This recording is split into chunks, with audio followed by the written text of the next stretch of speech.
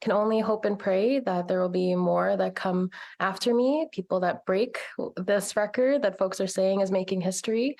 The youngest woman to ever be elected in the Manitoba legislature will soon be taking her seat, as Jelynn Dela Cruz, who helped topple the PCs in Radisson, is headed to the Ledge at just 23 years old. The NDP boasts that she's the youngest candidate to take to the legislature since Edward Schreier was elected at 22.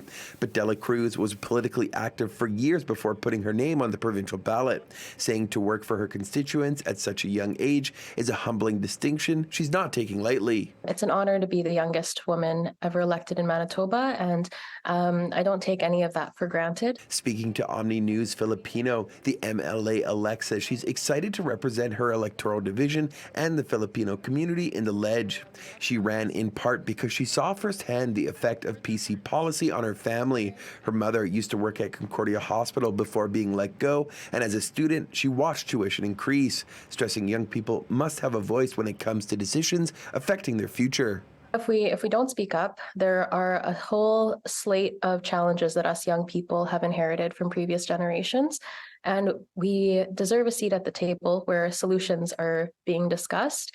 So if we don't speak up, there's no guarantee that anyone will for us. A believer in divine intervention, Dela Cruz says there were numerous factors contributing to her successful run, and now she's ready to work for those who supported her. I'm excited to make sure that the people that trusted me enough to be vulnerable and share their stories on the campaign trail and on the doorsteps feel like they've been done justice by the person that they've elected.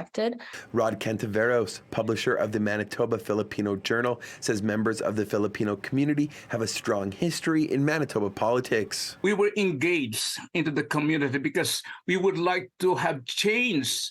Because in the 70s and 80s, we had difficulty because of racism, because of the attitude of most of the white Canadians about Asians, about the Filipinos, and so on.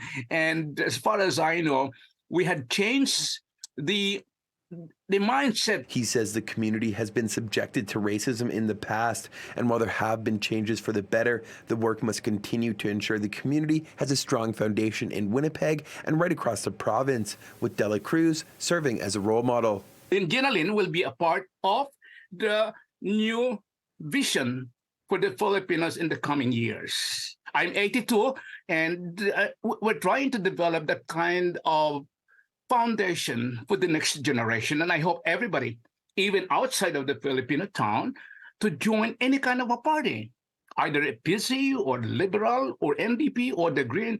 You have the choice. In Winnipeg, Modjeski, City News.